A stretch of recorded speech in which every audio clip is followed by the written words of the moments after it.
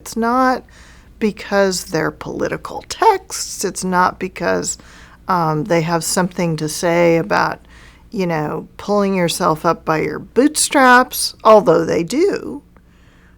But that's not why people read them. The letters between Rose and Laura during the writing of the fifth novel, By the Shores of Silver Lake, reveal how mother and daughter worked together. Rose had the gift of structuring the novel. She understood if you're narrating a novel, it must be through whatever narrative voice you choose. Laura did not know anything about that. So she would say, there's a famous letter where she writes her about, this is Laura's story. You must stay inside Laura.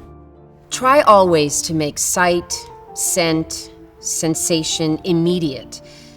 So Laura took the lines in her hands is better than so Laura drove the black ponies. Get it all directly as sight, emotion, thought, scent. Don't say it reminded Laura of other times. Say this was like other times. Stay inside Laura.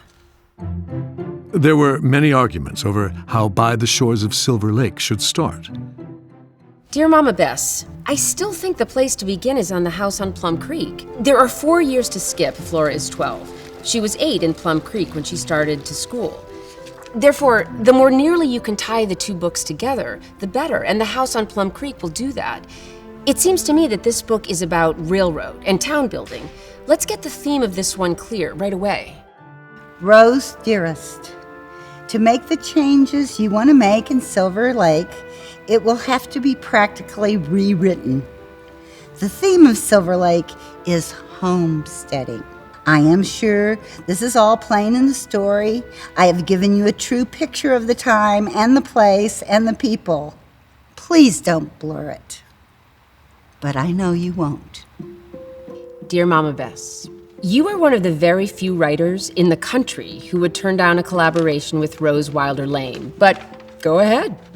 You certainly are handling the material much better all the time, and if you don't want this book touched, you are absolutely right not to have it touched. And if Rose had prevailed, Mary would never have been blind. I am still doubtful about Mary's being blind. Why? If she must be blind, her blindness should be brought in as the end of an illness.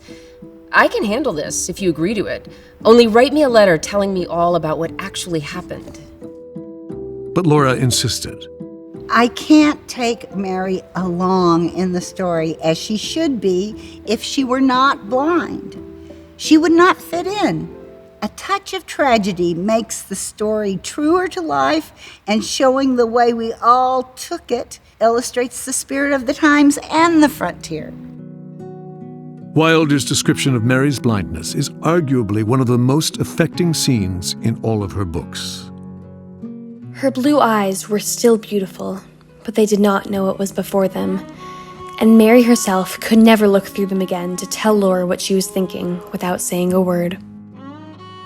While they are working on Silver Lake, Rose writes to her mother about their partnership and gives her very specific advice.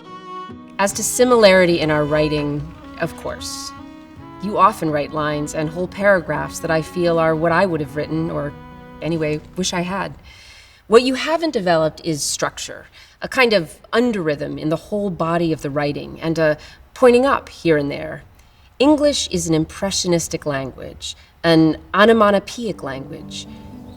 It has the quality of a sunrise or a landscape, a meaning in feeling. Essentially, it is poetry.